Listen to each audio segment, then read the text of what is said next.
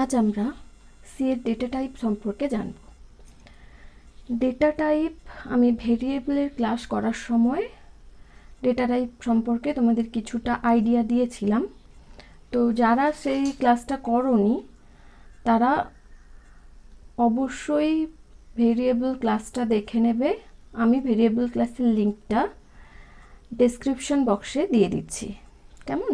এই ক্লাসটার ডেসক্রিপশন বক্সে ভেরিয়েবলের ক্লাসটার লিঙ্ক দিয়ে দিচ্ছি। তোমরা ওই লিঙ্কে গিয়ে ভেরিয়েবলের ক্লাসটা অবশ্যই দেখে নেবে, তাহলে বুঝতে পারবে যে ডেটা টাইপের কেন প্রয়োজন হয়, বা ডেটা টাইপ জানার জন্য কিন্তু ভেরিয়েবলটা জানা অবশ্যই দরকার। তাহলে ডেটা টাইপ সম্পর্কে আমরা জানব।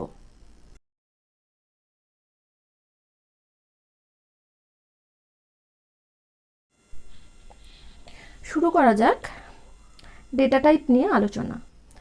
ডেটা টাইপ বলতে হলে প্রথমেই যেটা বলতে হবে বা প্রথমেই যেটা আমাদেরকে জানতে হবে সেটা হচ্ছে ডেটা টাইপ আমরা কেন ব্যবহার করব। আমি আগের ক্লাসে তোমাদের বলেছি যে যেহেতু কম্পিউটারের মেন কাজ হচ্ছে বিভিন্ন ধরনের ক্যালকুলেশন করা, তো ক্যালকুলেশন করতে গেলে আমার কি দরকার? ডেটা দরকার। বিভিন্ন ধরনের তোমার হচ্ছে অপারেটর নিয়ে ডেটাগুলোর ওপরে আমাকে ক্যালকুলেশন করতে হবে। তো এই যে ডেটাগুলো আমরা নেব, সব ডেটা কিন্তু একই ধরনের হবে না। আমাদেরকে জানতে হবে কোন ডেটাটা কোন ধরনের।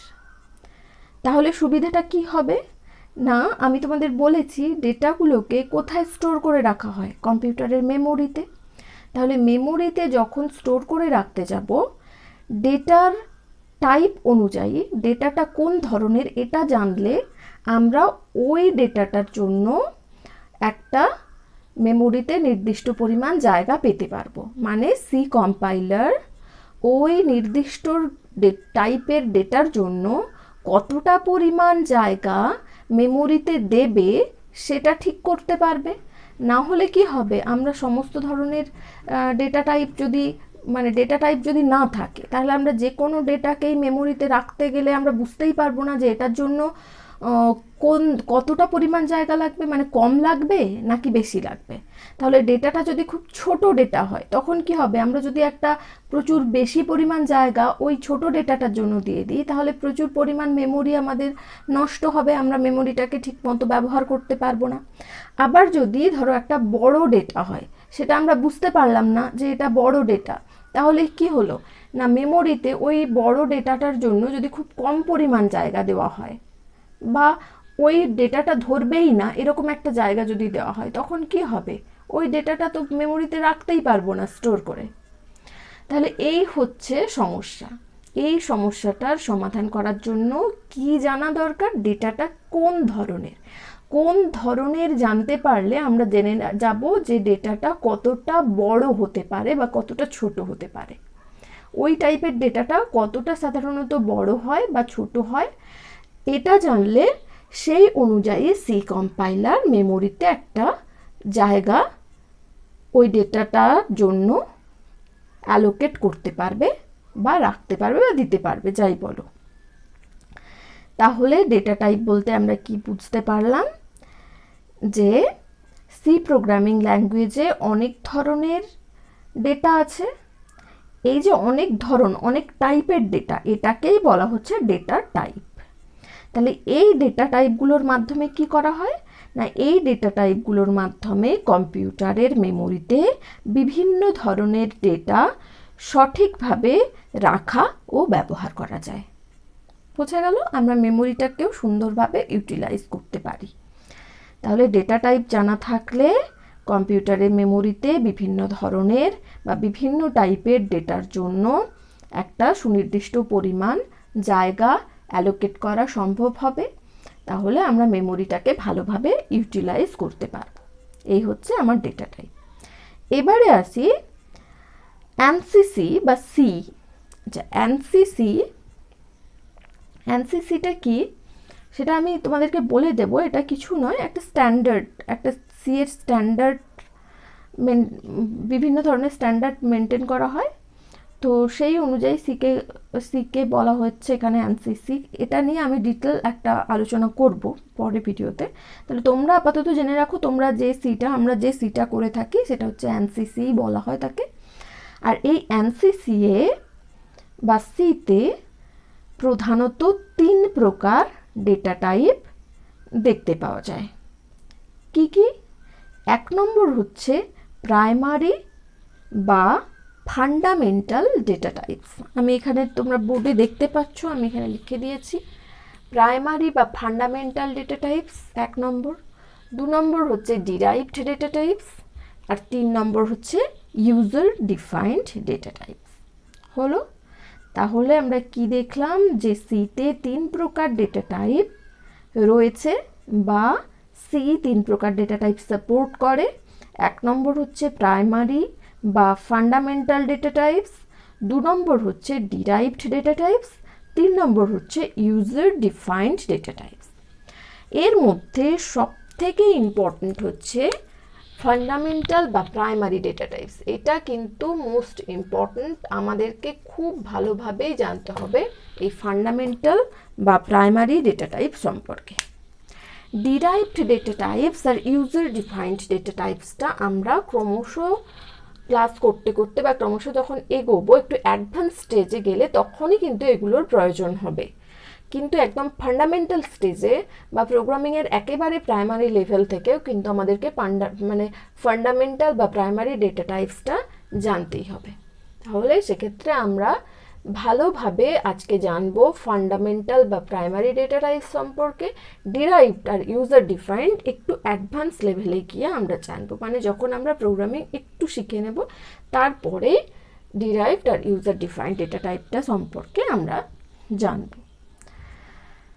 এবারে তাহলে জেনে নাও যে প্রাইমারি ডেটা টাইপ কত ধরনের আছে, সিতে কত ধরনের প্রাইমারি ডেটা টাইপ আছে। সি কম্পাইলার 5 রকম প্রাইমারি ডেটা টাইপ বা প্রাথমিক ডেটা টাইপকে স্বীকৃতি দেয়। তাহলে সি কম্পাইলারে 5 রকম প্রাইমারি ডেটা টাইপ দেখতে পাওয়া যায়। কি কি আমি সেটা বলেও দিচ্ছি, এখানে তোমাদের লিখেও দিচ্ছি। এবারে দেখো, আমরা ফান্ডামেন্টাল বা প্রাইমারি ডেটা টাইপ, যেটা বাংলাতে বলছি প্রাথমিক ডেটা টাইপ, প্রাথমিক ডেটা টাইপের ভাগগুলো আমরা লিখে নিয়েছি। এখানে তোমরা দেখতে পাচ্ছ যে 1 নাম্বার বা ABCDE এইভাবে আমি লিখেছি। 1 নম্বরে দেখতে পাচ্ছ ইন্টিজার বা ইন্ট, 2 নাম্বার হচ্ছে ক্যারেক্টার বা ক্যার, 3 নাম্বার হচ্ছে ফ্লোটিং পয়েন্ট বা ফ্লোট, আর 4 নাম্বার হচ্ছে ডাবল প্রিসিশন ফ্লোটিং পয়েন্ট বা ডাবল, 5 নাম্বার হচ্ছে ভয়েড।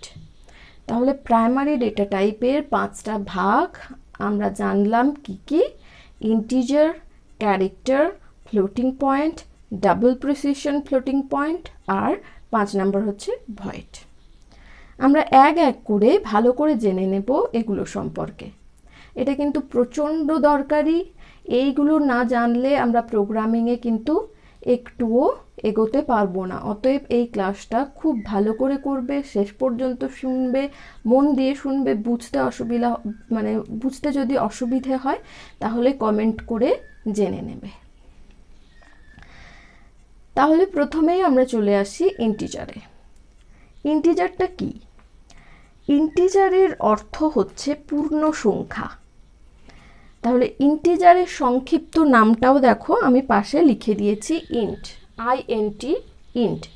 তাহলে ইন্টিজারের মানে হচ্ছে পূর্ণ সংখ্যা। তাহলে ইন্টিজারের অর্থ হচ্ছে পূর্ণ সংখ্যা, আর ইন্টিজারকে সংক্ষেপে বলা হয় ইন্ট, INT, ইন্ট। তাহলে সি প্রোগ্রামে যখন পূর্ণ সংখ্যা হিসাবে কোনো ডেটাকে ডিক্লেয়ার করা হয় তখন ইন্ট টাইপ ভেরিয়েবল ডিক্লেয়ার করতে হয়। আর এর জন্য INT ইউজ করে ইন্ট কীরকম লেখা হয়, এটার জন্য লেখা হয় INT স্পেস দিয়ে কোনো একটা ভেরিয়েবল, এই সেমিকোলন। যেমন হচ্ছে ধরো এখানে INT স্পেস দিয়ে আমরা হয়তো করলাম I সেমিকোলন। এটা হচ্ছে ইন্টিজার ভেরিয়েবল ডিক্লেয়ার করা হলো। ঠিক আছে, এইভাবে ভেরিয়েবল ডিক্লেয়ার করা হয়। তাহলে আইএনটি স্পেস দিয়ে আই, এইভাবে ভেরিয়েবল ডিক্লেয়ার করা হয়। শুধু আই যে হবে সেটা নয়, যে কোনো ভেরিয়েবলকে ডিক্লেয়ার করতে পারো। আইএনটি স্পেস দিয়ে এ, কমা দিয়ে বি, একাধিক থাকলে কমা দিয়ে সি, এইভাবেও সেমিকোলন দেওয়া যায়। বা আমি এখানে একটা ভেরিয়েবল দেখালাম আইএনটি স্পেস দিয়ে আই। এইভাবে যখনই আমরা প্রোগ্রামিংয়ে ডিক্লেয়ার করব তখন সি কম্পাইলার বুঝে যাবে যে এটা পূর্ণ সংখ্যা। তাহলে আইটা হচ্ছে বা আই ভেরিয়েবলের মধ্যে যে মানগুলো আমরা রাখবো সেগুলো সমস্ত পূর্ণ সংখ্যা হবে। আর পূর্ণ সংখ্যার জন্য সি কম্পাইলার কতটা জায়গা অ্যালোকেট করবে মেমোরিতে? মেমোরিতে 2 বাইট জায়গা অ্যালোকেট করবে। তাহলে ইন্টিজার টাইপের জন্য 2 বাইট জায়গা মেমোরিতে অ্যালোকেট করবে। তার মানে 2 বাইট সমান কত হয় তোমরা জানো? 1 বাইট সমান 8 বিট। তাহলে 2 বাইট সমান 16 বিট, 8 দুগুণে 16। তার মানে আমরা বুঝতে পারছি 2 টু দি পাওয়ার 16 মানে 0 থেকে আমরা বলতে পারি 0 থেকে 15। তার মানে 2 টু দি পাওয়ার 15 পর্যন্ত তোমার পজিটিভ বা নেগেটিভ সংখ্যাকে এই ইন্ট ডিক্লারেশনের মাধ্যমে বা ইন্ট টাইপের ডেটাকে তোমার হচ্ছে 2 টু দি পাওয়ার 15 পর্যন্ত সংখ্যাকে রাখা যায়। সেটা পজিটিভ সংখ্যা হতে পারে বা নেগেটিভ সংখ্যা হতে পারে। তাহলে সেক্ষেত্রে আমরা পাচ্ছি 32,768। 32,768 পর্যন্ত পজিটিভ সংখ্যাকে বা নেগেটিভ 32,768 পর্যন্ত নেগেটিভ সংখ্যাকে আমরা ইন্ট টাইপ ডিক্লারেশনের মাধ্যমে মেমোরিতে রাখতে পারি। বোঝা গেছে কেন হলো এটা? যেহেতু আমরা 16 বিট পাওয়া যাচ্ছে, তাহলে 2 to the power 16 0 to 2 to the power 15 বলতে পারি। তো 2 টু দি পাওয়ার 15 পর্যন্ত আমরা কিন্তু এখানে রাখতে পারছি। তোমরা বের করে দেখে নেবে 2 টু দি পাওয়ার 15 সমান কত। তাহলে ইন্টিজারটা সম্পর্কে আমি আরেকবার, তাহলে ইন্টিজার ডেটা টাইপ সম্পর্কে আরেকবার ভালো করে বলে দিই। ইন্টিজারটাকে সংক্ষেপে বলা হয় ইন্ট, আইএনটি। আমরা সি প্রোগ্রামে এই আইএনটিটাই ইউজ করি ডিক্লেয়ার করার জন্য একটা ভেরিয়েবলকে ইন্টিজার হিসাবে। ইন্টিজারের মাধ্যমে সি কম্পাইলার বুঝতে পারে যে এটা একটা পূর্ণ সংখ্যা বা ওই ভেরিয়েবলের মধ্যে যে সমস্ত সংখ্যা রাখা হবে সেগুলো পূর্ণ সংখ্যা। পূর্ণ সংখ্যার জন্য সি কম্পাইলার মেমোরিতে 2 বাইট জায়গা অ্যালোকেট করে। 2 বাইট সমান হচ্ছে 16 বিট, কারণ আমরা জানি 1 বাইট সমান 8 বিট। যেহেতু 16 বিট, তাহলে 2 to the power 16 0 to 2 to the power 15 বলতে পারি। তো 2 টু দি পাওয়ার 15 সমান কত তোমরা সেটা বের করে নেবে। 32,768। 32,768টি পজিটিভ সংখ্যা বা নেগেটিভ সংখ্যাকে এই ইন্ট ডিক্লারেশনের মাধ্যমে একটা ভেরিয়েবলের মধ্যে রাখা যেতে পারে। ঠিক আছে, এটা হলো ইন্টিজার। নেক্সট চলে আসি ক্যারেক্টার। ক্যারেক্টারের সংক্ষেপ নাম হচ্ছে ক্যার, CHAR। এই ক্যারটাই আমরা ইউজ করি সি প্রোগ্রামে কোনো ভেরিয়েবলকে ক্যারেক্টার হিসাবে ডিক্লেয়ার করতে। তাহলে একইভাবে ক্যার স্পেস দিয়ে কোনো একটা ভেরিয়েবল দিলে সি কম্পাইলার বুঝতে পারে যে এটা ক্যারেক্টার টাইপ ভেরিয়েবল। এটার মাধ্যমে ক্যারেক্টার লেখা হয়। তাহলে ক্যারেক্টারের জন্য সি কম্পাইলার মেমোরিতে কতটা জায়গা অ্যালোকেট করে? ক্যারেক্টারের জন্য সি কম্পাইলার মেমোরিতে 1 বাইট জায়গা অ্যালোকেট করে। তাহলে একটা সিঙ্গেল ক্যারেক্টারের জন্য সি কম্পাইলার কি করছে? 1 বাইট জায়গা মেমোরিতে অ্যালোকেট করছে। তাহলে ক্যারেক্টারের জন্য আমরা পেয়ে গেলাম 1 বাইট সমান 8 বিট। তার মানে 0 to 2 to the power 7, 2 to the power 8 মানে কত হচ্ছে? 0 টু 2 টু দি পাওয়ার 7। তাহলে 2 টু দি পাওয়ার 7 মানে হচ্ছে, তোমরা বের করতে পারো 2 টু দি পাওয়ার 7 মানে কত? 7টা 2 এর গুণ। তাহলে সেটা যদি বের করো দেখবে 128টা পজিটিভ বা 128টা নেগেটিভ সংখ্যাকে এই ক্যার ডিক্লারেশনের মাধ্যমে একটা ভেরিয়েবলের বা মেমোরিতে সংরক্ষণ করা যায়। ভেরিয়েবলটা কেন ইউজ করি? মেমোরিতে জায়গা অ্যালোকেশনের জন্য। আমি আগের দিন বলেছি তাহলে ক্যারেক্টারে আমরা কি জানলাম, এখানে জায়গা অ্যালোকেট করে 1 বাইট, কেমন 1 বাইট জায়গা অ্যালোকেট করে ক্যারেক্টার ডিক্লারেশনের মাধ্যমে, ক্যার হিসাবে ডিক্লেয়ার করতে হয়। নেক্সট ফ্লোটিং পয়েন্ট, যেটাকে সংক্ষেপে বলা হয় ফ্লোট। এই ফ্লোট দ্বারাই কিন্তু ফ্লোটিং পয়েন্ট ভেরিয়েবলকে ডিক্লেয়ার করা হয়।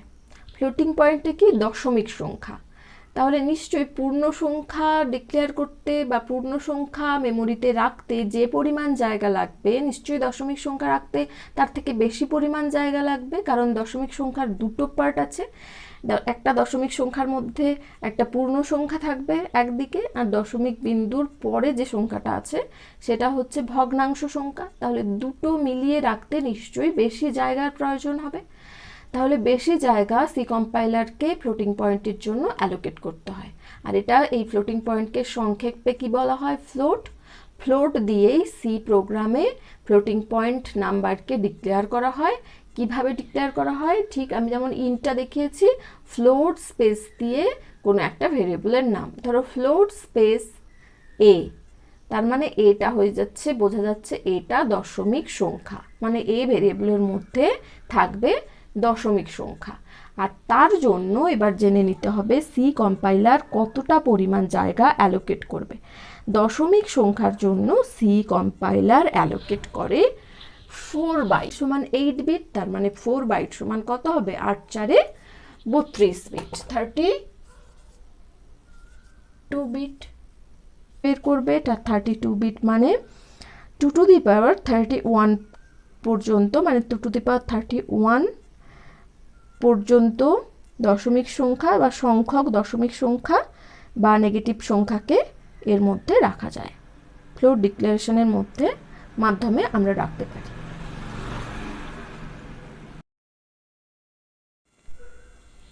তোমাদের আরও একটু ডিটেলে জানিয়ে রাখি, এই যে 32 বিট, 4 বাইট সমান এই যে 32 বিট, এই 32 বিটের মধ্যে প্রথম 23টি বিট দশমিকের আগের পূর্ণ সংখ্যা রাখার জন্য ব্যবহৃত হয়, পরের 8 বিট দশমিকের পরের ভগ্নাংশ সংখ্যা রাখার জন্য ব্যবহৃত হয় ফ্লোটিং পয়েন্টের ক্ষেত্রে, আর সর্বশেষ যে একটা বিট পড়ে রইল, এই বিটটা সংখ্যাটি ধনাত্মক না ঋণাত্মক তা নির্ণয়ের জন্য ব্যবহৃত হয়। এটা কিন্তু পূর্ণ সংখ্যার জন্য হয়, তার জন্য আমরা একটা বিট কমিয়ে সবসময় বের করি যে কতগুলো সংখ্যা রাখা হবে।